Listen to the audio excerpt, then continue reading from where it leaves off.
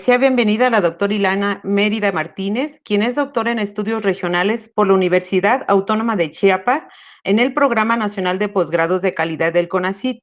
Es maestra en análisis espacial y geoinformática por la Universidad Autónoma del Estado de México, también del Programa Nacional de Posgrados de Calidad de CONACYT. Es especialista en cartografía automatizada, teledetección y sistemas de información geográfica del Programa Nacional de Posgrados de Calidad del CONACYT.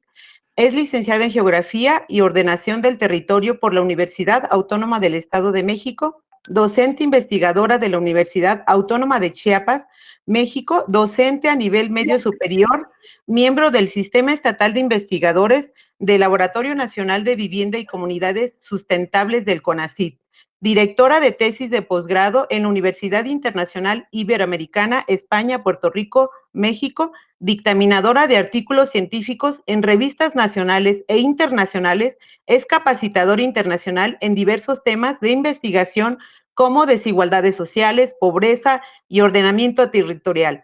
Sea pues bienvenida, doctora, le dejamos la palabra.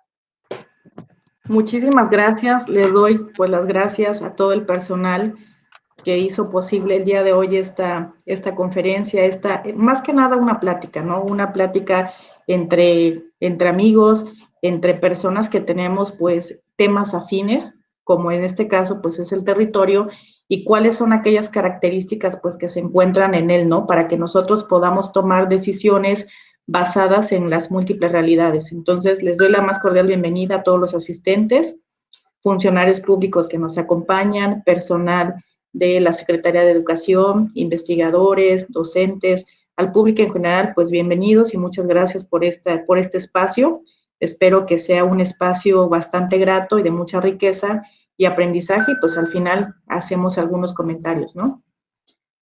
Pues bueno, dadas las presentaciones del día de hoy, lo cual pues me hacen sentir pues bastante cómoda en este espacio que estamos compartiendo. Efectivamente, el tema que les voy a compartir el día de hoy es analizar esas desigualdades socioeducativas que existen territorialmente. Tenemos algunas características, tanto Michoacán como Chiapas, que en algunos casos son parecidas, aunque cada uno de estos estados tiene ciertas particularidades. Y la importancia de analizar este tipo de desigualdades, sobre todo en el territorio de múltiples temas, pues es para una toma de decisiones que esté basada en esos contextos diversos que nosotros tenemos, que esté basada realmente para la mejora de las diferentes áreas como posibles áreas de oportunidad y que, bueno, se vean reflejadas en un corto, mediano y en un largo plazo. Para ello, me voy a permitir mostrar cuál es el objetivo que se plantea en esta presentación, que es parte de lo que se está trabajando en un artículo de la región sureste, nada más que aquí se hicieron algunas adecuaciones para la presentación, pero el objetivo es proporcionar esa información de los diferentes contextos, ¿no? No podemos decir que Michoacán o que Chiapas o que alguno de los estados, de los 32 estados de la República, únicamente tienen un contexto, sobre todo en estados de la República que son tan diversos por la cuestión cultural, por la cuestión indígena, por la cuestión educativa, socioeconómica, los contextos son bastante variantes, ¿no? Entonces, analizar estas múltiples realidades que nosotros tenemos nos va a permitir una toma de decisiones realmente analizada, realmente que sea concertada, consensuada en los diferentes ámbitos y temas, dentro de los cuales nosotros podemos tener el ámbito estatal, podemos tener el ámbito municipal y el ámbito local.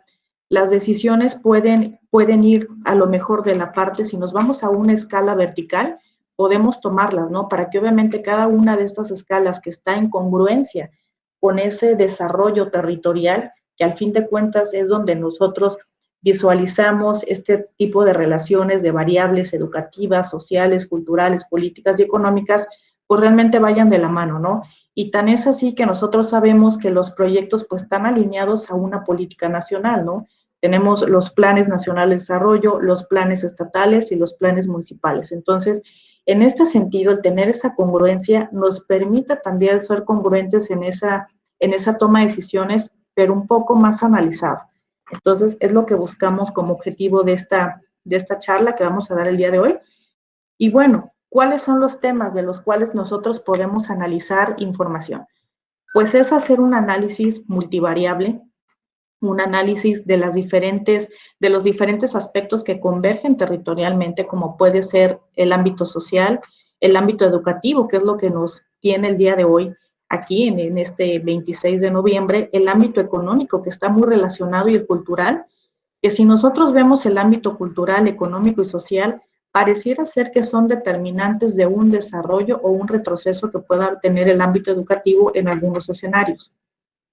Entonces, prueba de esto, el objetivo es tener los diferentes niveles de actuación, las diferentes temáticas para ver esa relación que se gesta y para ver cómo esa relación me va a permitir tener un análisis detallado para una toma de decisiones que sea realmente a largo plazo, ¿no? Bueno, en este caso vamos a hablar un poquito de qué son las desigualdades, ¿no? Las desigualdades han existido a lo largo de muchas décadas, a lo largo incluso de siglos, ¿no? Sabemos que existen desigualdades por esta forma de que, pues, desafortunadamente no todo se reparte de manera equitativa. Tenemos tres principales desigualdades que nos aquejan territorialmente y que nosotros vemos cómo se puede dar el desarrollo o el retroceso de diferentes espacios. Podemos tener desigualdades salariales, sociales y educativas, como a lo mejor las primeras, ¿no? O las que son en este caso más expuestas o más visibilizadas. Estas han existido en el caso de América Latina. Somos una región a nivel mundial que constantemente o que nos caracterizamos por desigualdades de cualquier tipo, sobre todo sociales, educativas, pero sobre todo en el caso de nuestros contextos, como mencionábamos al inicio, hay estados de la República que son completamente ajenos a una visión central, como puede ser la Ciudad de México. Entonces, este tipo de situaciones son bastante importantes analizarlas porque podemos plantear diferentes programas, diferentes acciones, estrategias que vayan encaminadas a la realidad de nuestro contexto local. Si bien tenemos una visión global, una visión que incluso organismos internacionales establecen y que se tienen que ligar de alguna manera a un ámbito federal, porque obviamente sabemos que tenemos que respetar una jerarquía de manera vertical, pero también centrarnos un poquito más en este tipo de desigualdades locales, ¿no? Estas desigualdades, como comentamos, han existido, no son nuevas. Sin embargo, a raíz de la presencia de este virus que nosotros tenemos, que ha hecho que ya tengamos pues casi 9 meses, si no es que ya pasamos los 9 meses de confinamiento, han hecho que las desigualdades que ya existían sean aún más visibles, sean aún más evidentes, y pues poco a poco hemos tratado de ir subsanando, de ir solventando cuáles pueden ser las estrategias adecuadas para llevar a cabo pues estas acciones que sean para beneficio de todos los habitantes de un país, en este caso de México, los habitantes de los estados y los distintos municipios que conforman pues todo el territorio nacional. En este caso, ahorita en términos educativos, COVID-19 nos ha hecho que a lo mejor las desigualdades se hayan incrementado un poco más. Se hayan incrementado un poco más debido a estas desigualdades de antaño que hemos tenido, como pueden ser las desigualdades sociales y sobre todo salariales. Entonces, esto nos permite tener como una base sobre la cual poder analizar distintas variables, poder relacionarlas, poder hacer cruce de variables para entender cómo se dan esos contextos y que para que a partir de esos contextos se puedan desarrollar y sobre todo antes de desarrollar, diseñar y ejecutar esas estrategias de manera puntual, esas estrategias que seguramente no van a ser las mismas en una región que otra, incluso del mismo estado, ¿no? Como en el caso de Chiapas, que tenemos pues 15 regiones socioeconómicas y estas 15 regiones puede que hayan algunas similitudes entre unas y otras, pero al fin de cuentas cada una de ellas tiene sus particularidades, ¿no? Particularidades que han permitido que algunas puedan tener momentos de sinergia y que algunas otras a lo mejor estén como en ese proceso, ¿no? De la búsqueda de tener como que esas áreas de oportunidad para que puedan pues mejorar muchos de los aspectos, ¿no? Entonces, por eso mencionábamos al inicio de la presentación estas desigualdades, ¿no? ¿Cómo nos sirve? ¿Cómo tenemos que entenderlas? Tenemos que analizarlas. Es una realidad que existe, que no la podemos eliminar y que desafortunadamente ahorita, con esta situación que vivimos, podemos, incluso hay muchas investigaciones, muchos científicos y expertos de opinión donde dicen, ¿no? que la crisis que está generando el coronavirus, la crisis económica, incluso es mucho más fuerte que la crisis de la Gran Depresión en 1929. Entonces, a raíz de esta situación económica, pues tenemos como que una reacción en cadena de estas desigualdades que seguramente vamos a seguir teniendo a lo largo de no sé cuánto tiempo más. Entonces, bueno, esta diapositiva resume todo lo que estábamos comentando anteriormente, estas tres desigualdades principalmente, y bueno, que sabemos que el famoso coronavirus, pues obviamente las ha acentuado, ¿no? Existían, tal vez no las habíamos visto, tal vez a lo mejor las veíamos de reojo, pero pues esta situación ha hecho que sean más visibles, que se puedan, que a lo mejor se acentúen más, ¿no? De lo que normalmente ya se venía dando. Paso a la siguiente y me dicen si se ve, por favor. ¿Cuáles son entonces las ventajas de este análisis de las variables socioeducativas y territoriales? Como ustedes pueden observar, el hecho de que nosotros podamos hacer ese análisis, pero sobre todo ese cruce de variables, de indicadores y de datos, tanto sociales, educativos y sobre todo que existen en el territorio, me van a permitir, como número uno, plantear escenarios futuros. Si nosotros tenemos un conocimiento de estos datos, de esta información, puedo plantear escenarios futuros en términos de planeación en un corto, mediano o largo plazo. Puedo adelantarme a cuáles son los hechos para tener a lo mejor una idea aproximada que me permite el diseño de planes y programas prioritarios basados en análisis multivariable, como veremos a continuación, el ahorro de gastos operativos también en diferentes programas, porque ya tenemos una certeza de cómo se pueden comportar esos contextos, de cómo están nuestras realidades en distintos escenarios. Podemos también llevar a cabo la focalización de recursos, sobre todo ahorita que estamos viendo condiciones relacionadas al ámbito económico a raíz de esta crisis económica que sin duda pues está pegando, ¿no? A nivel mundial. Podemos también plantear propuestas de mejora continua una vez que se analizan de manera constante esas variables sociales, educativas y territoriales. Y el conjunto de todo esto nos va a llevar a una planificación tanto administrativa, tanto educativa, social, en términos más eficientes, ¿no? Y el conjunto de todo esto que nosotros observamos, pues al final de cuentas lo que busca son tomar las mejores decisiones, que sean decisiones que sean durables, que sean decisiones que se reflejen realmente en los diferentes escenarios que nosotros tenemos en nuestro territorio nacional y sobre todo los territorios que ahorita que tenemos, ¿no? Tanto en el caso de Michoacán como en el caso de Chiapas. Y al final de cuentas, si hacemos este análisis y planteamos justamente este diseño de estrategias y se ejecutan, pues vamos a tener poco a poco una reducción de esas desigualdades. Vamos a tener una mitigación de estos efectos que sin duda han venido siendo estructurales a lo largo de mucho tiempo y que con el día de hoy, con lo de la pandemia, pues aún se hacen pues mucho más evidentes. Paso a la siguiente. Entonces, esta toma de decisiones se tiene que basar en ciertas características. A partir de ese análisis que nosotros estamos planteando, tiene que haber un análisis territorial. Muchas veces yo estoy segura que se realizan investigaciones, se hace el análisis de información, pero el análisis territorial tal vez muchas veces no se toma en cuenta. Esto me va a permitir tener análisis de los contextos y realidades muy distintas, que podrán ser a lo mejor un tanto similares, pero que cada uno de estas tiene particularidades que hacen que a lo mejor un programa, una acción o una estrategia no surtan el efecto deseado, porque a lo mejor nos olvidamos de ver esa particularidad que hace la diferencia entre los otros territorios, ¿no? Por muy similares que puedan ser. Otra de las características importantes es la conformación de equipos multidisciplinarios, para que a partir del expertise, a partir del conocimiento de estas diferentes profesiones que están relacionadas entre sí, se permita la toma de decisiones que sea basada en estas realidades, que sea obviamente buscando esa permanencia y que sea el reflejo de pues las condiciones, ¿no? Y que puedan ser a largo plazo.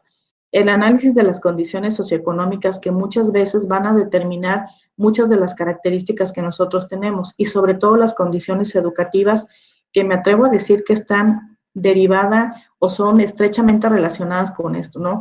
Hemos visto a lo largo de todo este tiempo diferentes notas en diarios de opinión, diferentes notas en blogs, en diferentes opiniones, ¿no? Entonces, ¿qué sucede con estas condiciones económicas? Nosotros tenemos una situación a nivel nacional donde tenemos un grado bastante alto de informalidad. Entonces, esto hace que las condiciones educativas ahorita a lo mejor se mantengan en rezago. Hay muchas personas que pueden tener, a lo mejor ya están en el camino de una preparación, de una instrucción en diferentes niveles educativos, pero dada la situación económica, a lo mejor se tiene que dejar de lado para buscar en este caso pues el sustento, ¿no? El sustento diario, el sustento familiar, y pues ahorita vamos a ver algunos indicadores cuantitativos que nos permiten entender estas situaciones. ¿Cuáles pueden ser las fuentes de datos? Yo sé que a lo mejor ustedes o muchos de los que han trabajado con datos, existen estos tres y déjenme hacerles un comentario que aproximadamente a inicios de septiembre tuve la oportunidad de participar en un foro con colegas geógrafos peruanos, con colegas geógrafos de Chile y se mencionaba esto, ¿no? Bueno, México es un país de que tiene esta gran ventaja, tiene fuentes de datos que son de acceso al público, de diferentes áreas, de diferentes temas. En el caso de Chile mencionaban que es una debilidad que tienen, porque el acceso a los datos no es abierto al público, sino está militarizado y únicamente pues los datos no se obtienen, ¿no? A pesar de que puedan ser instituciones gubernamentales quienes lo soliciten, pues realmente el acceso a la información pues realmente no existe. Entonces, una de las grandes ventajas que nosotros tenemos en nuestro país es que tenemos instituciones a nivel federal que obviamente son la base de esta generación de información, como es el INEGI, como es el Coneval y como es la SEP, donde nosotros podemos tener diferentes niveles de análisis. Nos proporcionan información y datos a nivel urbano, a nivel localidad, a nivel municipal, estatal y nacional. Nos proporcionan también información estadística que nos muestra cuáles son esas variables que nosotros podemos ir relacionando, ¿no? Hacer análisis correlacional, hacer un análisis multivariable para entender esas realidades territoriales que existen en nuestros diferentes estados o municipios. Nos proporciona también información geográfica, información territorial que nosotros podemos trabajar para desplegar o para demostrar todas este tipo de desigualdades, todo este tipo de situaciones que convergen en los territorios y que después poco a poco vamos a ir viendo a lo largo de la presentación cómo nosotros podemos reflejarlos para entender muchos de los procesos que tenemos. Entonces, pues sí, es una gran ventaja este acceso a la información. Tal vez cuesta un poco trabajarlo si no estamos como que tan acostumbrados al manejo de la información estadística, pero los datos existen, ¿no? Y ahorita vamos a ver cuáles pueden ser algunos retos o desafíos que pudieran trabajarse a través de esta información. Vamos a ver ahorita un poquito del análisis socioeconómico comparativo entre Chiapas y Michoacán, de algunos de los datos, de los más representativos. Hay muchísimos datos que tienen que ver con el ámbito social y económico, pero bueno, quise reflejar algunos de ellos que son de los más importantes o que están más relacionados con el ámbito educativo, ¿no? Entonces, aquí tenemos, tanto Chiapas como Michoacán sabemos que son de los estados pues, que tienen esa riqueza cultural, ¿no? Entonces, Chiapas tenemos el 27% de población hablante de lengua indígena. Somos uno de los estados que tiene pues, la mayor cantidad de población de 3 años y más donde se habla alguna lengua indígena. Michoacán también tiene una parte muy importante. Y aquí tenemos algunas de las lenguas que se hablan, ¿no? Creo que ustedes mejor que nadie saben cómo está el contexto michoacano. Y pues tenemos que gran cantidad de la población habla el purépecha, náhuatl, mazahua, el mixteco y el otomí como de los más importantes. Tenemos también población, en el caso de Chiapas, tenemos el caso comparativo, donde tenemos un gran número de población que habla el celtal, el tzotzil, el chol y el zoque. Y bueno, ¿esto qué tiene que ver con la parte educativa? Es un contexto que existe, es una realidad que existe en nuestros territorios, que son hermanos, territorios que compartimos, pues diferentes desigualdades, que compartimos diferentes aspectos culturales, económicos, y que al fin de cuentas pues somos hermanos, ¿no? Compartimos el mismo territorio nacional. Entonces es una situación que sí se tiene que tomar en cuenta para el momento de realizar estrategias, planes, programas, y sobre todo ahorita, ¿no? Que estamos en esta época COVID, en esta época que nos tomó por sorpresa a lo largo de estos 9 meses y que todavía estamos aprendiendo cómo hacer, ¿no? Que todavía a lo mejor si ya tenemos 9 meses de enseñanza, pues hay en algunos aspectos que todavía no logramos como que buscar o entender realmente por dónde llegarle, ¿no? A la toma de decisiones, por dónde ejecutar acciones que realmente sean benéficas pues, para los territorios, ¿no? Tenemos también el caso de la pobreza. Tenemos una comparativa tanto de la pobreza en Chiapas como en el caso de Michoacán. Y aquí menciono los 3 tipos de pobreza, que son los tipos alimentario, de capacidades y patrimonial. Esta es una clasificación que maneja Coneval y los 3 tipos de pobreza que observamos aquí están relacionados con los ingresos. Están relacionados una alimentaria con qué cantidad de población a lo largo de diferentes décadas se ha mantenido al margen de tener lo básico para la canasta alimentaria. También en la de capacidades, donde nosotros tenemos aquella población que se ha mantenido al margen para tener el recurso necesario para cubrir con una canasta alimentaria, pero también en este caso para subsanar los servicios tanto de salud como educativos. Y finalmente la patrimonial, qué cantidad de población se encuentran debajo del límite de ingresos necesarios para cubrir la canasta básica, para cubrir necesidades como vestido, vivienda, calzado, educación y salud. Entonces, este tipo de análisis de información nos permite entender cómo son nuestros territorios, por qué a lo mejor no avanzamos, por qué tenemos que focalizar ciertos programas, ciertas acciones en donde realmente las necesidades no las podemos tomar en cuenta como una generalidad nacional o como una generalidad estatal. Entonces, bueno, estas son las condiciones que tienen que ver con pobreza, son datos obtenidos de Coneval como una de las principales fuentes de información y las vamos a relacionar con lo siguiente. ¿Cuál es el monto al 2020 que establece Coneval para la canasta básica? Para que tengamos una idea. Nos dice que en el ámbito rural necesitamos aproximadamente 1,212 pesos para que de manera mensual una persona pueda satisfacer el listado de productos que contempla la canasta básica, carne, leche, huevos, etc.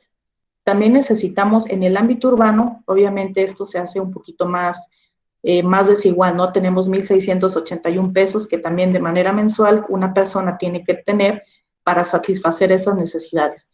Si nos vamos a esta línea base, donde la población tendría que tener como mínimo ese recurso de manera personal, nos ponemos a pensar qué sucede en aquellos municipios de nuestros estados hermanos, donde tenemos una gran cantidad de población indígena, donde tenemos una gran cantidad de población que no tiene un recurso, que no tiene un ingreso, mejor dicho, un ingreso quincenal o mensual, que le permita subsanar esto, ¿no? Entonces, por eso, en esta situación también retomo un comentario a través de una entrevista de un medio de comunicación estadounidense a raíz de un artículo que escribimos en abril, que se llama COVID-19, Pobreza y Educación, y donde hacemos un análisis del programa Aprende en Casa, ¿no?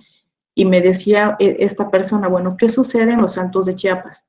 Si bien en los Altos de Chiapas ya habíamos tenido espacios ganados para que la población infantil y sobre todo la población femenina pudiera asistir a la escuela, con esta situación esos esfuerzos se vienen abajo, porque obviamente las personas tienen que buscar, y perdón por la expresión, ¿no?, de que la panza es primero, no tenemos que buscar subsanar la cuestión de ingresos para tener alimento y la educación se queda de lado. Entonces, por eso es importante conocer cómo andamos en términos económicos. Y aquí tenemos la medición que hace Coneval. En estos 3 trimestres que llevamos, tenemos el caso comparativo de Chiapas y Michoacán, donde nosotros vemos que en el primer trimestre, que estamos hablando de enero, febrero y marzo, se hace la comparativa de cómo andan, ¿no? Entonces, si se dan cuenta, Chiapas casi les duplicamos la cantidad de población que no cuenta con el recurso mínimo, que son los 1,680 pesos para cubrir las necesidades de manera individual. En el caso del segundo trimestre, que fue la temporada más álgida de coronavirus, pues no existen datos, por eso están en cero.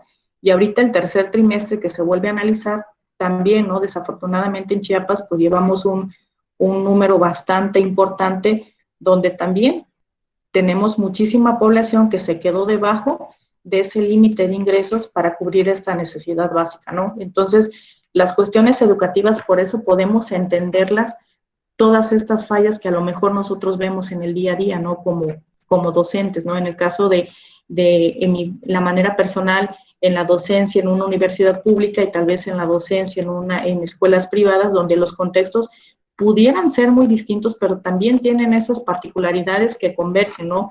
Muchos niños donde a lo mejor ahorita pues no tienen el espacio, no tienen esas condiciones necesarias para poder tener pues estas condiciones de mejora, ¿no? La siguiente, me voy a regresar porque creo que le tengo que dar aquí con el mouse. Aquí también tenemos otra situación en donde nos muestra cuántas viviendas disponen de las tecnologías de la información y la comunicación. En el caso de Michoacán, si se dan cuenta, pues tienen ustedes un valor bastante bueno, ¿no? En el caso de telefonía celular, pues casi llegamos al 60%. En el caso del Internet, es un valor muy bajo. Estamos aproximadamente entre el 13%. Teléfono fijo, en Michoacán se tienen aproximadamente el 34% y una computadora, pues cerca del 20%.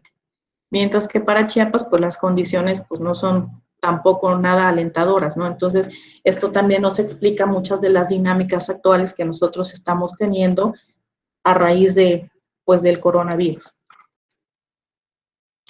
Ahora vamos a analizar también, pasamos a otra parte de analizar las cuestiones de infraestructura y equipamiento educativo, cómo andamos también. Y esta información es obtenida a partir de digámoslo, una colaboración interinstitucional que realiza tanto INEGI con la SEP, que cada determinado periodo realiza este censo de población, un censo de alumnos, maestros, infraestructura en las diferentes escuelas, ¿no? A nivel estatal. Y ahorita vamos a ver, incluso esta información creo que, no sé si tengan conocimiento de ellos. Si tienen, por ejemplo, sé que hay muchas personas que también se dedican a la investigación, a la docencia en los diferentes niveles, entonces, pues bueno, nos puede servir este tipo de información. Aquí, por ejemplo, tenemos la distribución de escuelas según el tipo de servicio. La información que proporciona tanto INEGI como la SEP, que esta es del 2013, la que pude obtener para tener los datos comparativos de los dos estados de la República, si se dan cuenta, nos muestra cómo anda en términos de preescolar el tipo de escuelas. En general, es decir, que aquellas escuelas que realmente fueron elaboradas para una cuestión educativa, en Michoacán, pues andamos arriba del 70%, mientras que en Chiapas, nosotros andamos aproximadamente entre el 20 y tantos por ciento, es decir, muchas de las escuelas en términos preescolares no fueron elaboradas como tal para esos aspectos, ¿no? Sino aquí obedece a una cuestión comunitaria debido a las características socioculturales que ya mencionábamos al inicio, ¿no? Y también el factor indígena. Tenemos tanto en preescolar como primaria que sí tenemos esos datos. Aquí, bueno, se movió un poco. En la parte indígena, si se dan cuenta en primaria, pues en Chiapas tenemos un valor bastante alto. También existe en Michoacán, no es tanto, pero pues existe, ¿no? Esa cantidad de población que tenemos, pues un tipo de servicio que esté enfocado a los grupos indígenas. En preescolar también, en secundaria ya no, se tienen otras variables como son las telesecundarias, pero bueno, aquí decidí no colocarlas para que tuviéramos el comparativo entre los 3 niveles de la educación básica. Y el general, ¿no? Que aquí tenemos el mayor para la cuestión, pues para secundaria. De estas características que nosotros vemos en las escuelas, también tenemos las características de inmuebles y equipamiento, ¿no? Y esta gráfica la retomo porque ahorita está como en una disyuntiva o pues está en veremos, ¿no? a lo largo de todo el territorio nacional y a lo largo de todo el mundo, cómo va a ser ese regreso a clases, ¿no? ¿Cómo se tiene que analizar? Pues tenemos que analizarlos desde el número de alumnos que tiene cada una de las aulas, los metros cuadrados que tiene una de las aulas, ¿no? Que a lo mejor antes ni nos poníamos a pensar en ese tipo de situaciones, ¿no? ¿Cuántas sillas se tienen? ¿Cuántos escritorios? Cada uno de los alumnos va a tener una mesa propia para mantener la sana distancia, ¿no? Que tenemos que tener. Entonces, es una situación bastante compleja, donde nos permite o nos remite a realizar este análisis de la información, este cruce de variables para tomar decisiones que sean lo más pegadas posible a la realidad y que sean decisiones que realmente estén basadas en un análisis exhaustivo, ¿no? Sabemos, por ejemplo, que tenemos muchas escuelas donde pues, las características, si bien están elaboradas con una normatividad que propone Sedesol, porque hay una normatividad para la construcción, del número de metros cuadrados, del número de aulas que debe llevar por cada nivel, eso se cumplía. Quizá al día de hoy tendrá que haber una reestructuración, ¿no? Porque estos espacios se tienen que hacer mucho más amplios, se tienen que mejorar. A lo mejor ya no vamos a tener las aulas donde a lo mejor, no sé, se me ocurre ahorita que sea un salón de 8 por 6 metros. A lo mejor la nueva normatividad en términos de infraestructura educativa tendrá que modificarse para hacer salones más amplios, para tener los espacios cívicos también más amplios, para mantener esta distancia, que no sabemos cuánto tiempo pueda llevar este virus con nosotros, ¿no? O que a lo mejor quizá en un futuro, esperamos que sea un futuro bastante lejano, no aparezca otra nueva pandemia, ¿no? Que a lo mejor tendremos que volver nuevamente a reestructurar nuestra vida diaria, nuestra vida social, nuestros espacios de integración y de comunicación e interacción con nuestros semejantes, ¿no? Entonces aquí nosotros tenemos las aulas, cómo andan, cuántas aulas realmente cuentan con mesas, la comparativa tanto Chiapas como Michoacán, las sillas propias para los alumnos, el escritorio para el docente, que bueno, aquí tal vez no es algo tan importante, y la pizarra, ¿no? Entonces creo que lo más importante es que tengan espacios propios, que cada niño tenga sus espacios propios, y es un área de oportunidad, para la Secretaría de Educación para ver cómo se hacen esas reestructuraciones, ¿no? También tenemos el caso de cómo están las tecnologías de la información y la comunicación en las escuelas. Estos datos se refieren al acceso que tiene cada una de las escuelas de nivel básico, incluyendo primaria, preescolar, primaria y secundaria, cómo andan, cuántos equipos de cómputo sirven y cómo anda el acceso a Internet en las escuelas. Afortunadamente ahorita, pues las escuelas no necesitan dotar de este tipo de servicio, aunque en algunas, pues bueno, se está trabajando como que hasta cierto punto una dualidad, ¿no? A lo mejor dividiendo los grupos, donde los niños a lo mejor necesitan un apoyo más cercano y bueno, tienen que recurrir a la escuela, ¿no? En algunos casos, pero estamos hablando de que son casos extraordinarios donde uno o dos niños quizá puedan presentarse por distintas cuestiones.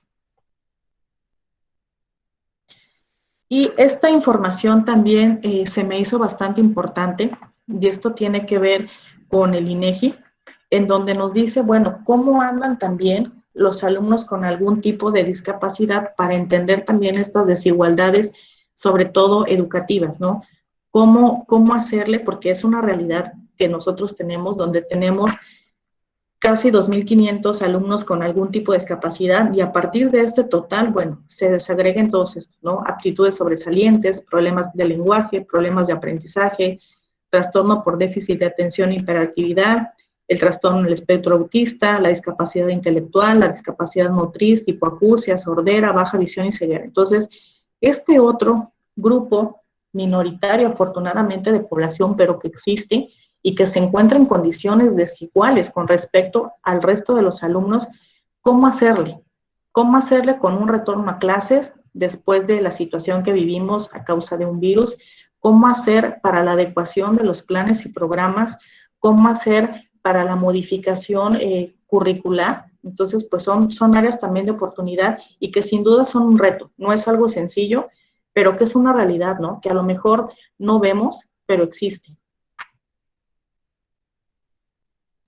Aquí les muestro parte de lo que nosotros podemos ver de esta colaboración interinstitucional que les mencionaba, de lo que es el INEGI con la SEP, en donde si ustedes observan, podemos desplegar información incluso a nivel municipal y a su vez por municipio. Si nosotros le damos clic acá, podemos encontrar las localidades que involucra cada uno de los municipios y ver cómo andamos.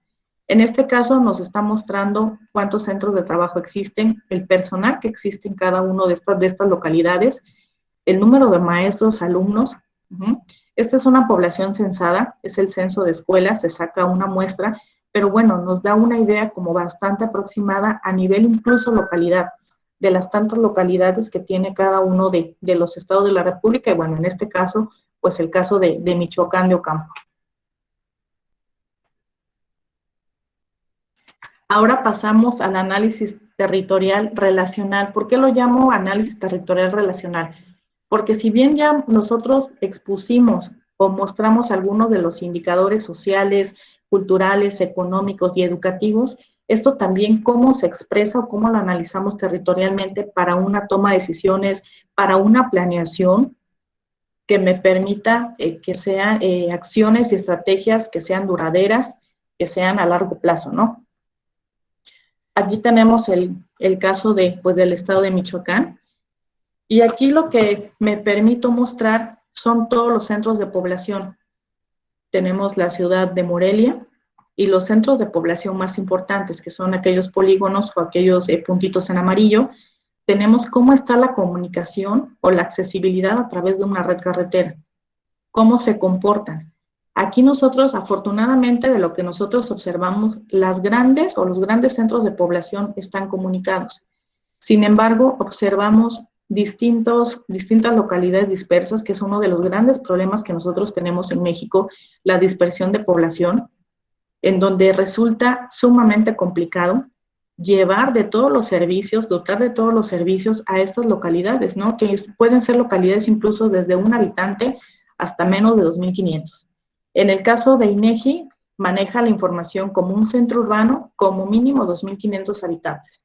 Entonces, y es lógico, ¿no? Es lógico que obviamente la federación y los gobiernos estatales no puedan dotar de agua, no puedan dotar de servicios donde son localidades donde existen una familia, donde pueden existir 10 habitantes, 15 habitantes, entonces el gasto de inversión es bastante alto, ¿no? Entonces aquí nos muestra cómo tiene que ser esa movilidad, cómo tiene que realizarse esa cobertura de servicios educativos, de salud actualmente que se necesitan bastante, y todos los tipos de servicios, ¿no? Administrativos, gubernamentales y de todo tipo. Aquí también ya no coloqué cierta información que es para mostrar cómo anda el relieve, ¿no? Entonces, las zonas donde afortunadamente no vemos gran cantidad de asentamientos o centros de población obedecen a que son las zonas pues, de mayor pendiente, donde tenemos un relieve bastante heterogéneo en Michoacán, ¿no? Lo mismo sucede con el caso de Chiapas. Nosotros tenemos también una red carretera que comunica a las principales ciudades. Si ustedes observan este caso comparativo, en el caso de Chiapas, pues tenemos centros de población grandes, muy pocos, que son las cabeceras regionales o de los principales municipios mejor conocidos como Tuxtla, Tapachula, Comitán, San Cristóbal, y la zona de la selva, ¿no? Que la zona de la selva es esta, donde nosotros no vemos una infraestructura carretera bastante desarrollada, por obvias razones, donde si se dan cuenta, tanto Michoacán como Chiapas comparten también unas características geográficas donde tenemos cuerpos de agua importantes. Me voy a regresar a Michoacán, donde observamos que también esta es nuestra realidad, ¿no? Son realidades que nos pueden limitar o que nos pueden posibilitar cierto tipo de desarrollo territorial, ¿no? Como los cuerpos de agua que tenemos al interior de cada uno de los estados. Entonces, aquí sucede lo mismo. La red carretera también obedece a cómo se comporta el relieve, ¿no? Entonces, también en el caso de Chiapas existen muchas localidades que están dispersas, muchas localidades que no están conectadas y que incluso se tiene que pasar pues mucho tiempo para llegar a abastecer algún servicio, tanto básico como especializado.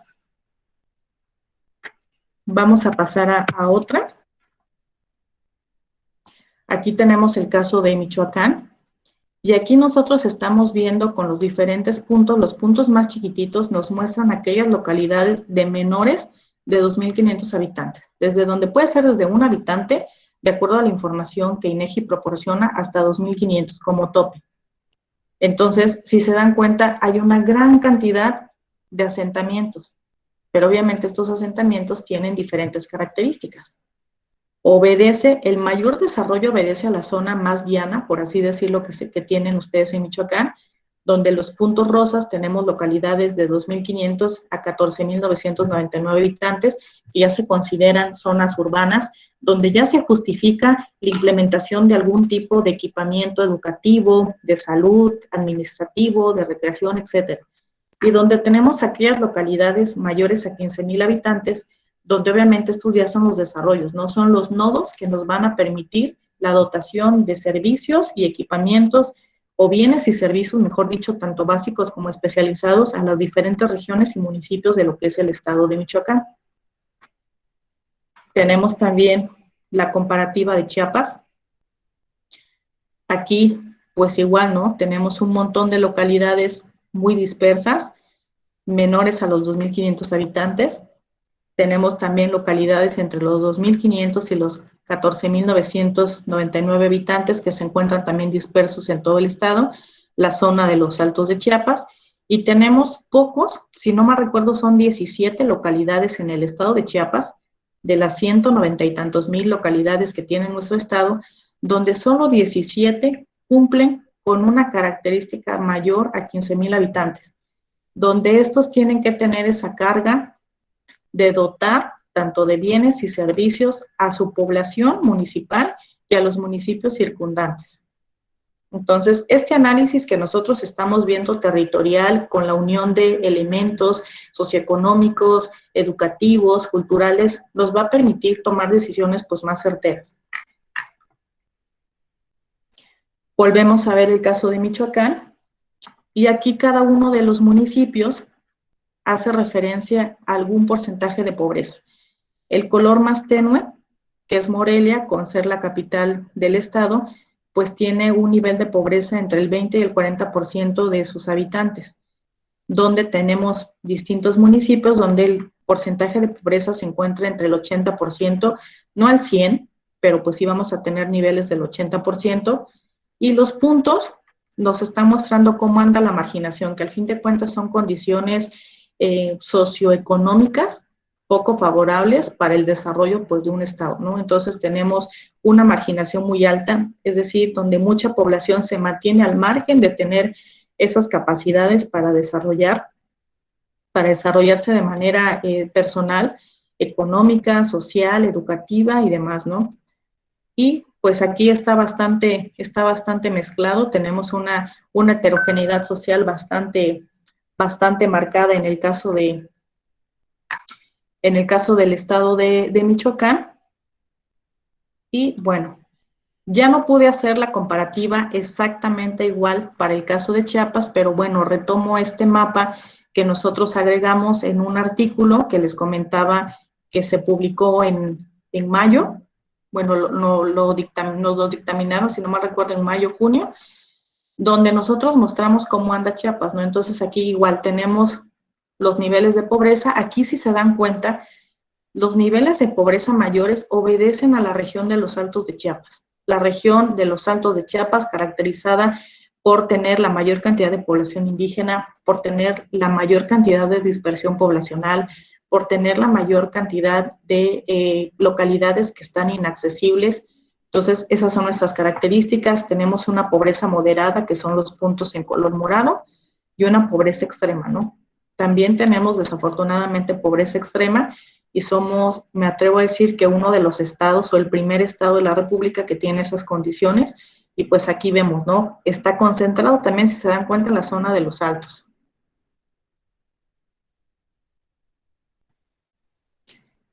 Y aquí también tenemos otra imagen que hace referencia a cómo está la situación, ¿no? ¿Qué relación tiene el rezago educativo actualmente con las viviendas que tienen internet? Y si se dan cuenta, aquí nosotros tenemos 15 municipios que son los que tienen mejor conectividad de internet en todo el estado. 15 municipios de 124 municipios en el estado. Entonces, realmente es nada lo que tenemos de conexión a Internet. Es un área de oportunidad, obviamente, ya para la iniciativa privada, ¿no? Para ver cómo mejora toda la conectividad. Afortunadamente, pues ahorita ya hay una competencia, antes estaba monopolizado, ahorita ya tenemos una competencia de servicio. Entonces, pues bueno, esta competencia pues es buena, ¿no? Para el usuario, para ver qué me ofrecen, donde bajen los costos, donde el servicio sea mejor. Entonces, pues bueno, esta información, honestamente, ya no pude localizarla para el caso de Michoacán, para que ustedes tuvieran una certera de esta información. Y bueno, de todo esto, ¿cuáles son los retos y las áreas de oportunidad de poder analizar de manera territorial, de poder analizar esas desigualdades sociales, económicas, culturales y educativas, ¿no? Pues son las áreas de oportunidad, es la creación de una base de datos interinstitucional, los esfuerzos de distintas instituciones que me permitan la recabación de datos de manera municipal, de manera estatal, además de la información que ya se genera por parte de INEGI o de las instituciones federales, pues nos va a ayudar, ¿no?, a esta migración o a este ir y venir de información para generar, mejor dicho, de datos para generar información que nos ayude a comprender y sobre todo a una toma de decisiones pues bastante certera. Construcción de indicadores de desempeño también son áreas de oportunidad donde nosotros, y me voy a permitir tomar un eslogan que maneja Coneval, donde nos dice, ¿no?, lo que se puede medir se puede mejorar. Entonces, si nosotros tenemos indicadores de desempeño basados en estos datos institucionales a nivel municipal, que se puedan actualizar de manera constante, que cada una de las instituciones aporte, pues vamos a tener mejores áreas de desempeño en las distintas áreas, ¿no?, del gobierno, no solo en el ámbito educativo, sino en distintas partes. Nos va a permitir realizar evaluaciones periódicas, podemos homologar los formatos, que muchas veces ese es el gran problema que existe, donde una institución a lo mejor sí tiene información, pero no es un formato compatible con el de otra institución a lo mejor del mismo estado, y donde obviamente ya no me permite la homologación, no nos vayamos con el mismo estado, ¿no?, sino con otros estados de la República, donde nos permitan alimentar de manera oportuna y actualizar una base de datos para tener estos datos al día, ¿no? Para no esperar, y claro que sabemos que es un esfuerzo titánico el que realiza INEGI con la realización de los censos, los conteos de población, pero también cada una de las instituciones con los volúmenes de información que maneja se pueden actualizar, ¿no? Y bueno, todo esto, creo que una de las grandes áreas de oportunidad es que nos sirve toda esta información para hacer la fuente y la base de proyectos de investigación en las distintas áreas del conocimiento, que sean áreas de investigación multidisciplinares, que también los proyectos que se realicen sean multidisciplinares para que pues, las decisiones sean las mejores posibles, ¿no? Para el bien de todos los habitantes de un territorio, en este caso, pues de cada uno de los estados. ¿Cuáles son algunas de las recomendaciones que se pueden tomar para este análisis? Primero, identificar qué necesidades se tienen, ¿no? ¿Cuáles son las necesidades como institución? En este caso, Secretaría de Educación, ¿cuáles son esas necesidades? ¿Qué información sí tenemos? ¿Qué necesitamos para avanzar, ¿no? Para tener un panorama lo más real posible de esos contextos, de esos distintos escenarios, donde se tenga también ese inventario de la información disponible, porque estoy segura que existe, ¿no? ¿En dónde ubicamos la información? Tal vez la tiene este departamento, esta secretaría, esta dependencia. Bueno, que exista ese intercambio, donde existan también convenios interinstitucionales, no solamente por parte gubernamental, sino a lo mejor también con distintas pues universidades que permitan también pues esa cooperación, ¿no? Esa cooperación de la sociedad para la misma retribución. Y sobre todo, pues el trabajo multidisciplinario. Lo recalco mucho porque es lo que nos va a permitir marcar una diferencia para una toma de decisiones que sea completamente analizada, que sea completamente, pues, basada en esas múltiples realidades que nosotros tenemos. Y bueno, aquí hay les muestro alguna de la bibliografía. O mejor dicho, todo lo que ustedes vieron está en distintas páginas de internet para que ustedes puedan consultarlo. Hay mucha información que podemos retomar que nos va a servir como base, como una base de un análisis cuantitativo, pero para tener esa idea, ¿no? Y claro, tomar esas particularidades a través a lo mejor de ir a las localidades, de analizar directamente o de hablar con la población, ¿no? Pero pues es un escenario que al día de hoy que estamos en confinamiento nos da muchísimo para analizar y para proponer. Y pues bueno, esto sería todo por mi parte y pues les agradezco su atención prestada pues a este tiempo que espero que haya sido de utilidad, que les haya generado pues a lo mejor muchas dudas y que a lo mejor tengan ahí a lo mejor posibles ideas, ¿no? De cómo poder realizar este tipo de información. Muchas gracias, doctora Liliana. Vamos a en un momento ya abrir la participación a preguntas u opiniones de los participantes. Creo que la plática es relevante en muchos sentidos. Creo que sobre todo, bueno, la parte que estamos viviendo en este momento de confinamiento, esos dilemas en los que nos encontramos sectores de la sociedad. Por un lado, los alumnos, la población estudiantil en general, desde preescolar hasta educación superior, enfrentando la necesidad de la preparación, y por el otro lado, los mismos padres en esa intención de mandar a sus hijos a la escuela, por lo menos de mandarlos, ¿no? Todavía, para todos ha sido una reconfiguración de entender una formación, una educación en línea, por un lado, y por el otro, las condiciones socioeconómicas de las que usted ha atinadamente señalado aquí, la parte de la tecnología, la parte de infraestructura, y aparte lo que tiene que ver con las competencias docentes. Creo que lo que ha considerado el escenario a todos. Estamos en una situación de confrontación constante y permanente entre las necesidades, las demandas y lo que disponemos realmente, qué es lo que tenemos para atender una necesidad, una emergencia como la que estamos viviendo. Por un lado, la parte de la infraestructura, por el otro lado, la parte de la tecnología, y por el otro lado, la parte de las competencias. Creo que me parece interesante su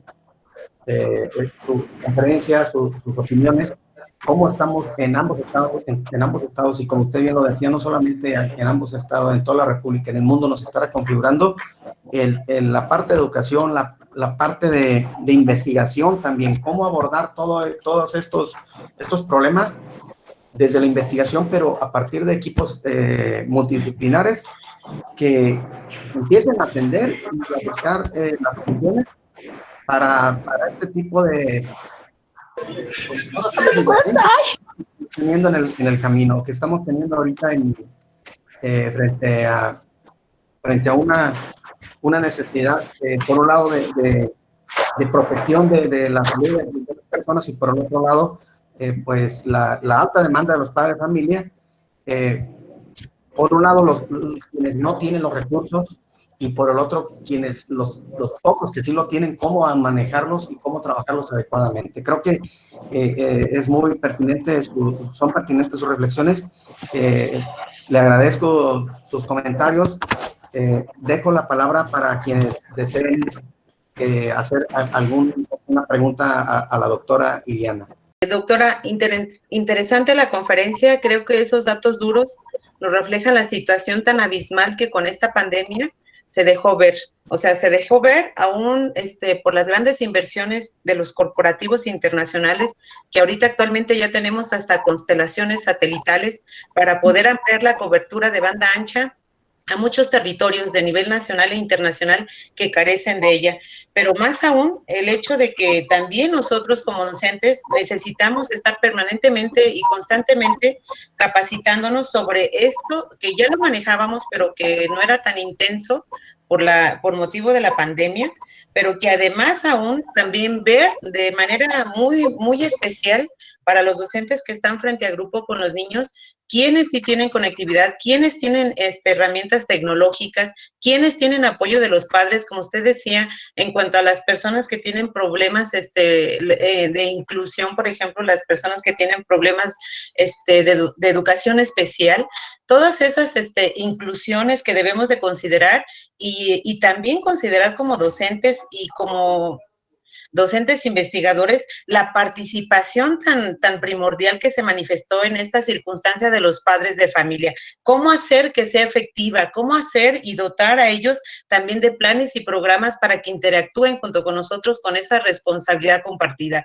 Y luego, más aún importante, la toma de decisiones para nuestros funcionarios para este apoyo, para hacer llegar y que sea exitosa esta educación virtual que llegó para quedarse. Le agradecemos de verdad todas estas reflexiones y aportaciones, doctora. Muchas gracias. Adelante, Muchas Adriana, gracias, Adriana Cenil, adelante, por favor. Sí. Hola, buenas tardes, doctora Ileana. También muchísimas gracias por su conferencia. La verdad, está muy interesante. Tiene muchísimas cosas y aristas que reflexionar, que pues tendríamos que hacer otra sesión, ¿cierto? Aquí yo me quisiera como enfocar a un aspecto y es donde viene mi pregunta, ¿no? Veo y yo estoy de acuerdo que hay una estrecha relación entre las condiciones socioeconómicas y las condiciones educativas. Y ahora con este análisis que hace, estas situaciones socioeconómicas de pobreza tienen mucha relación con la cuestión de la situación territorial. O sea, qué importante es eso. Entonces, aquí se abre una también área de oportunidad, ¿no? Los sistemas de transportes. O sea, para mí, de verdad, ha sido como, o sea, como muy esclarecedor de dónde viene y de dónde hay que prestar, o sea, que hay que prestar atención a este aspecto, porque en esta situación de los transportes y de la conexión, pues va a depender mucho del poder proveer de las cuestiones básicas, ¿no? Entonces, nuestro sistema de transporte en México, la verdad, pues es deficiente, el transporte público. O sea, si nosotros vamos a otros países donde se utiliza el tren, donde se utiliza el metro, todo, o sea, vemos una diferencia abismal entre nuestro país. Entonces, si mi pregunta sería esa, ¿no? O sea, si esta información, bueno, contribuirá o será como, o sí tiene como esa relación para el fomentar, pues, la situación de comunicaciones y transportes. Esa sería como la primera, o sea, sí, es como real, ¿no? Ahora bien, este segundo aspecto, en donde decía, ¿no? O sea, condiciones educativas, condiciones socioeconómicas. Una vez leí en una investigación que decía que la educación en México depende de la capacidad económica y adquisitiva de las familias. Entonces, yo o sea, es una cuestión que yo ya había como reflexionado, pero como bien decía Orfi, con la pandemia todas estas desigualdades se destaparon y se potencializaron. Entonces yo me ponía a pensar un poco en esta parte de la canasta básica. O sea, se plantea lo que son las cuestiones de alimentación y de salud. Pero ¿qué tanto a lo mejor las cuestiones de internet tengan que entrar en esta canasta básica? En donde los planes, no sé, ponerle las tarjetas, comprar equipos, o sea, yo no sé, todo eso, ahorita es una herramienta fundamental y nosotros como maestros de grupo ha sido las principales dificultades a las que nos hemos enfrentado con nuestros alumnos y los papás. O sea, no tengo acceso a internet, no puedo hacer las tareas, no me puedo conectar diario, le pongo nada más cada 15 días, o le pongo internet o compro verdura o fruta. O sea, es así, o sea, de verdad es una impotencia que uno dice, pero ¿cómo es posible? Entonces, este tipo de información, pues tendría que llegar a eso, a que a lo mejor de las políticas públicas, de todas estas situaciones, de tomar decisiones, pues se pueda como prever o más bien como ponderar la pertinencia de que dentro de la canasta básica esté el acceso de internet y de dispositivos, o sea, porque luego también son familias enteras de 5 hijos que nada más tienen un celular. Entonces, no sé, o sea, como que son muchas cosas pues que remueven y que de verdad, o sea, ¿cómo sería esa situación? Entonces, y la tercera y última, porque ya no quiero hacer tantas preguntas y todo, pero esta cuestión de la población indígena, o sea, vi la gráfica y me impactó, ¿no? O sea, cómo es la proporción, 27% Chiapas y menos del 10% Michoacán. Entonces, también, o sea, si nosotros aquí sentimos o pensamos, pues, que hay como esa como situación desprotegida de la población indígena, pues en Chiapas, pues es más, ¿no? Entonces, yo veo ahorita en los programas de Aprende en Casa que se hace mucha relación a que se diga, si hablas una lengua indígena, practícala con tu familia. Se está motivando mucho para el rescate, para la permanencia y todo. Pero ¿qué tanto se está realizando para que precisamente los contenidos educativos vengan en las lenguas indígenas? Porque luego tenemos estas pruebas estandarizadas donde se hacen evaluaciones y pues salen bajos, pero claro, o sea, no es su lengua materna. Entonces, ¿cómo está esa situación? Son muchas preguntas, no sé, pero sí viene como a remover la importancia de todo este análisis, ¿no? Entonces, creo que es todo. Muchísimas gracias. Gracias y muchas felicidades, de verdad, muy, muy interesante. Muchas gracias, estimada Adriana. Pues bueno, te comento, en el caso de las comunicaciones y transportes, pues sin duda me atreví a agregar la red carretera porque en el caso de Chiapas y de Michoacán, que está relacionado a un relieve geográfico, son los impedimentos, ¿no? Creo que hemos escuchado en diferentes momentos a lo largo de todo este tiempo, de que incluso hay niños que tienen las ganas, ¿no? De asistir a la escuela y que a lo mejor se enfrentan a una situación familiar donde el papá pues dice, es que trabaja el campo.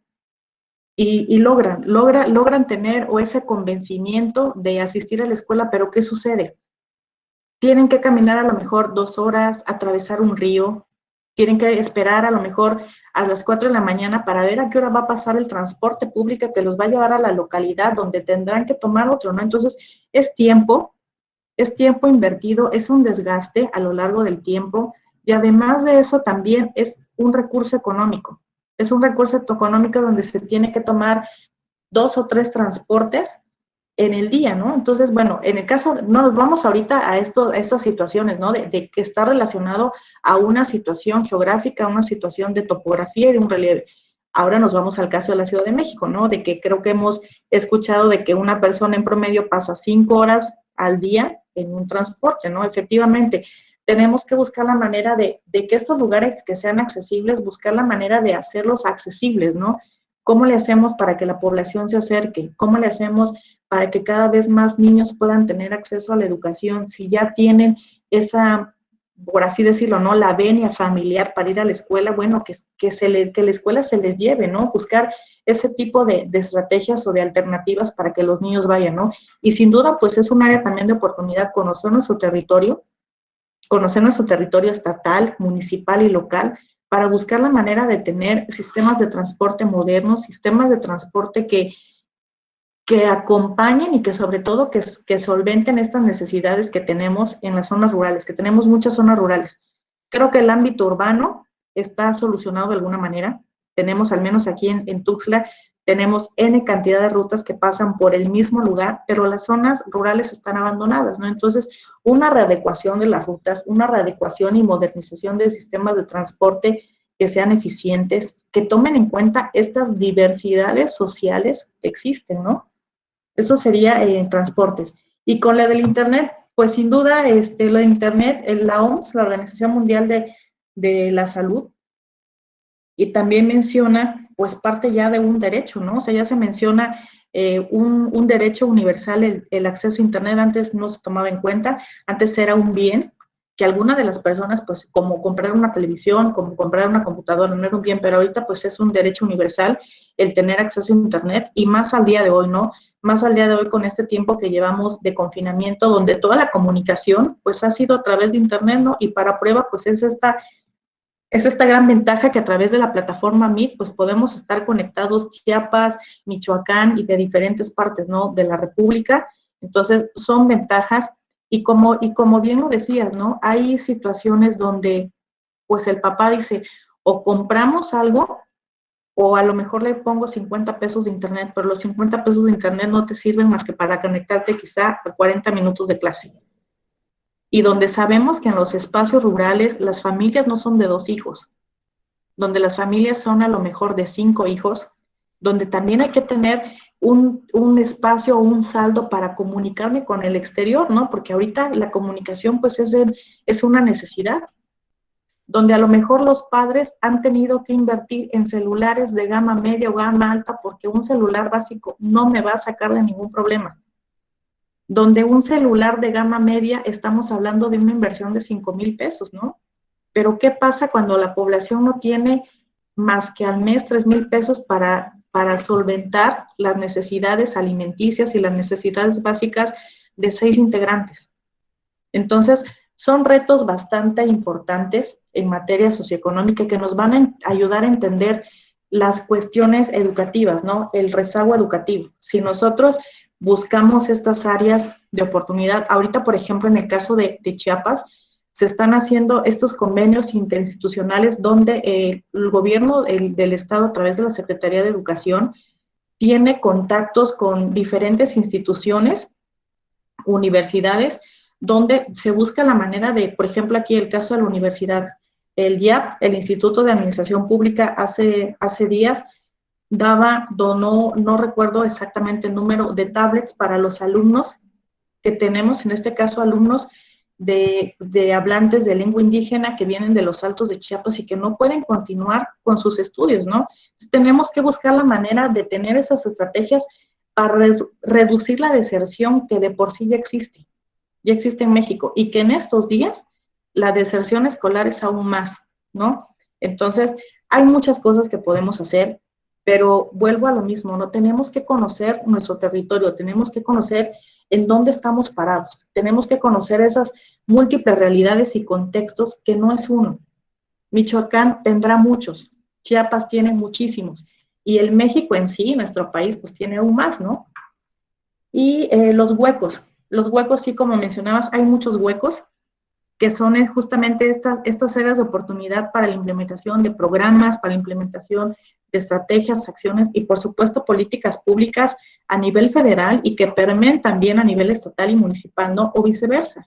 No esperemos tener una línea completamente vertical, ¿no? Si nos vayamos por una línea horizontal, donde tomemos en cuenta al usuario directo, donde sea una integración, una formulación de planes, acciones, programas, donde esté la parte gubernamental, la parte técnica, usuario, ¿no? Donde tenemos como una trípode que permita tener ese equilibrio perfecto. Yo me quedaría con eso, a los comentarios que hace la compañera Adriana, y pues muchas gracias.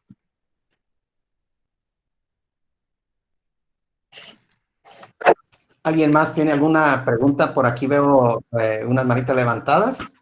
Está el doctor Alan, la maestra Margarita. ¿A quién nos das la palabra? ¿Puedo tomarla? Sí, claro que sí, maestra. Me pareció bastante significativo la información con estos datos un poquito duros, ¿no? Que a veces uno cuando está haciendo una investigación, pues como que los obvia, porque piensa que no son tan relevantes. Y en este momento, pues está dando uno cuenta de que influyen, pues, muchísimo. Yo estaba viendo por aquí el municipio de Arteaga. La verdad es que estoy impactada, porque tengo muchos años viviendo acá y hasta ahorita me estoy dando cuenta que solamente del municipio más grande del estado de Michoacán, solamente hay 3 lugares que tienen, o 2 lugares del municipio, 2 lugares que tienen población de más de 15, o de menos, de entre los 3 o 5 que dice, y 15,000 habitantes. Solamente 2, que es Infiernillo y que es la cabecera municipal. Y de ahí el otro municipio que está más cerca de Arteaga, que también tiene 15,000, es Tumbiscatío. Y si se fijan ustedes en el mapa que nos presentó la doctora, de la zona sur del estado de solamente hay 5 puntos rositas. hay 5 puntos rositas, 2 corresponden a Arteaga, y los que están en cerca del mar, pues ya pertenecen a Lázaro y uno allá a Coahuayana. Entonces, toda esta parte, lo que decía ahorita la doctora, pues es bastante significativo, porque es la zona montañosa, la zona, todo lo que atraviesa la Sierra Madre del Sur y todo eso, ¿no? Entonces, pero les digo, soy impactada porque, pues sí, a veces uno no toma en cuenta esta situación de la lejanía, en cómo se encuentra un lugar donde uno quiere hacer algún tipo de trabajo de investigación, y estas cosas uno como que las obvia, pero son tan determinantes. Les digo, yo estoy así como impactada, ¿no? Nunca me había puesto a buscar, sí sabía, ¿no? Ya ven que son 300 kilómetros de Morelia a Arteaga, y son, de esos hay que restarle 75 a los 300, que son de puras curvas. Eso para que los que no conocen Arteaga, pues sepan que saliendo de la autopista se echan 75 para llegar. Entonces, esa situación es lo que yo a veces, pues ya por el tiempo que uno vive acá, pues ya como que es muy familiar, ¿no? Entonces, pero ya viendo de manera macro al municipio, pues sí es bastante significativo las situaciones que se dan aquí y cómo podemos incorporar todo eso para el estudio o el análisis de nuestra situación en la escuela normal, o los alumnos que llegan a la institución también. Eso, pues como les digo, nosotros casi aquí en la institución no lo habíamos tomado en cuenta. Siempre buscamos trabajo, hacemos trabajos, pero tomamos nada más el contexto ahí del micro de la escuela. Entonces, ahorita por eso les decía, muchas gracias, doctora, por esta información, y pues ahora sí, vamos a tomarlo en cuenta. Gracias por todo. De nada, maestra Margarita. Se me figuró que la maestra Iliana abandonó la reunión. No la veo conectada. Sí, está comentando que se quedó parado, o solo soy yo, ahorita que tiene problemas de conectividad. Ok. Ahorita se reincorpora. De acuerdo. Bueno, pues ya... ¿Alguien quiere comentar algo más? No, yo nada más para los compañeros, para que también, al igual ¿Sí? que lo que estoy haciendo yo acá, pues también otros lo puedan, ¿cómo se llama? Seguir, hacer su análisis del contexto donde están inscritos, donde están trabajando o donde viven, y lo tomemos en cuenta más adelante. Gracias. Gracias, maestra Margarita. Adelante, doctor Alan. ¿Qué tal? Mucho gusto. Es un gusto de nuevo saludarlos a todos ustedes. Doctora Mérida, como siempre, es un gusto escucharla y un placer analizar una perspectiva. Bueno, y ella estriba mi comentario, doctora, y también 2 preguntas que quiero dejar en la mesa para su respuesta y bueno, y para el análisis de todos los aquí presentes. Algo que le falta en todos los sentidos al ámbito de la investigación educativa es entender la educación desde un contexto o desde un análisis más territorial. Considero que esto que algunos ya en algún tiempo, a partir del 2005, con un libro muy interesante sobre el tema, no se comprende el ámbito educativo como un estudio regional, ¿no? Todo esto que usted nos comentó, todas estas variables que afectan de una u otra forma los resultados del sistema educativo mexicano. En este caso, fíjese que algo que nos deja, o bueno, por lo menos a mí me deja de análisis y reflexión, son como estas condiciones socioeconómicas, que usted así le llama, y su relación con las condiciones educativas, deberían de ser 2 ejes fundamentales para entender los grandes problemas o los grandes males públicos globales de nuestro país, ¿no? Como le llama en este caso la CEPAL. Desde esta perspectiva, doctora, y trayendo un poco a colación a Bourdieu, que dice que estos capitales económicos y educativos son fundamentales para entender toda la estructura social en cualquier contexto y en cualquier tiempo determinado, me gustaría hacerle dos preguntas, doctora Mérida. La primera, me gustaría que nos dijera, con base en su experiencia, cuáles serían los grandes retos de la investigación educativa para atraerla a este campo de los estudios territoriales o de los estudios regionales, ¿no? Si se le puede, si no, corríjame usted, si se le pueden llamar estudios educativos regionales. ¿Cuáles serían los grandes retos de nosotros, aquellos que nos dedicamos al campo de la investigación educativa, de traer lo educativo, es decir, este hecho educativo, al campo de los estudios regionales o del análisis territorial como usted nos está presentando? Y en segunda, ¿cuál considera usted que son los grandes problemas que tiene el sistema educativo mexicano para dar respuesta a estas desigualdades que usted nos plasma muy interesantes durante su participación, la cual pues aprovecho a felicitarla? Pero ¿cuáles son esos grandes problemas que usted visualiza del sistema educativo nacional para dar respuesta a estas desigualdades educativas? No quiero abusar del tiempo, más que felicitar a la doctora Iliana Mérida. Siempre es un placer escucharla y bueno, me gustaría que pudiera regalarme un poco de su tiempo para dar respuesta a estas dos preguntas. Muchas gracias. Claro que sí, muchas gracias al doctor Alan Acuña.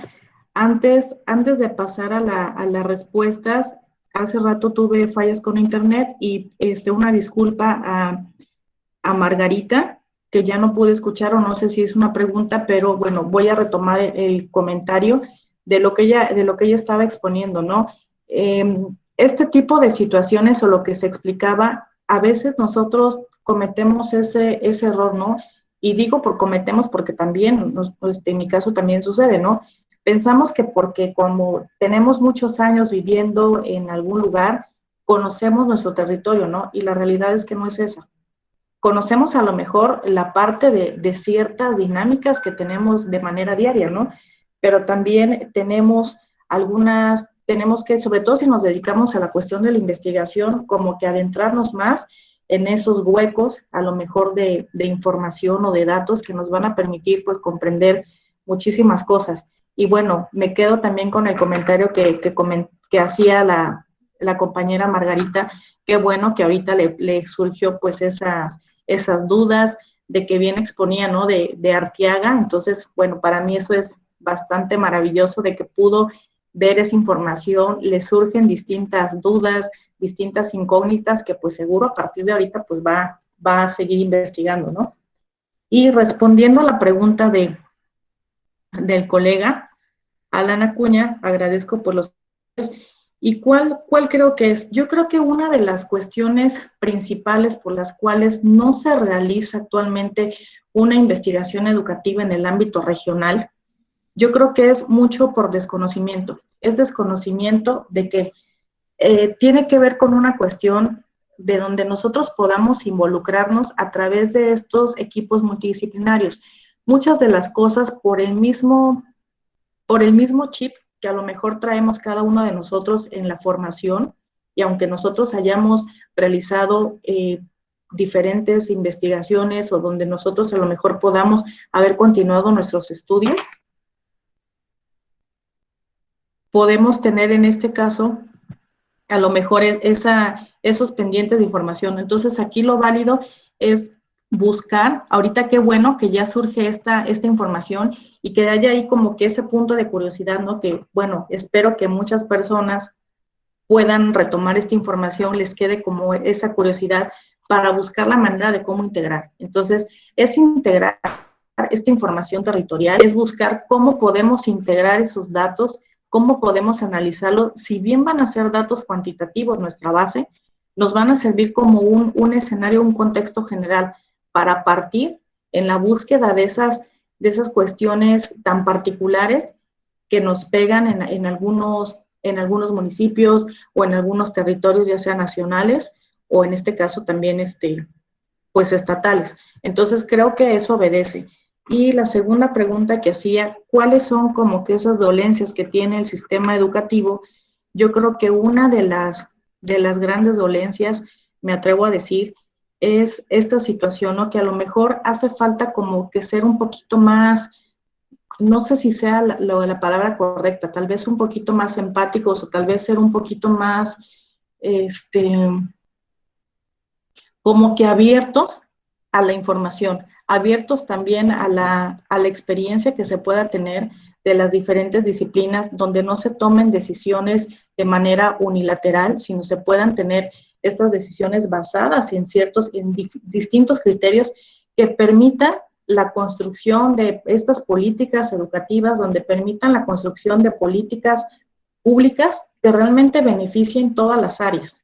No podemos pensar que una política únicamente va a permear en un área específica, sino tenemos que pensar en políticas que sea la manera de esta colaboración interinstitucional, porque al fin de cuentas, quienes somos los ciudadanos de un territorio, vamos a padecer o vamos a tener esas grandes ventajas a través de estas distintas decisiones. Entonces yo creo que por ahí sería más o menos la cuestión con el sistema educativo nacional. Muchas gracias, doctora. Muchas gracias. Me gustaría agradecer a la Secretaría de Educación de Michoacán por la invitación, a la Dirección de Proyectos, al Departamento de Programas de Investigación, al Departamento de Difusión por esta labor. Pues realmente mi reconocimiento a todo el grupo de trabajo de la Secretaría de Educación de Michoacán, que tiene estos espacios que realmente son espacios muy valiosos, donde creo que a partir de estos espacios de intercambio de experiencias, de intercambio de opiniones, de intercambios en este caso de, pues simplemente para charlar acerca de esos temas que pues, realmente que son símiles y que nos tienen aquí el día de hoy, creo que se pueden obtener muchas cuestiones buenas para que esto siga funcionando, ¿no? Para que la toma de decisiones, como hemos venido diciendo, sea la más certera posible, sea duradera, sea a largo plazo y pues en beneficio de la población, ¿no? Quienes habitamos un territorio, no importa si es estatal, si es municipal y sobre todo nacional, ¿no? Independientemente de que seamos chiapanecos, que seamos oaxaqueños, michoacanos, pues todos compartimos nuestro territorio nacional y es México, ¿no? Entonces, pues muchas gracias. No quería retirarme sin agradecerle a todas las personas que hicieron posible esto. Muchas gracias a todos los presentes. Espero que haya sido de utilidad y pues quedo a sus órdenes también para cualquier comentario, duda, sugerencia y pues muchas gracias.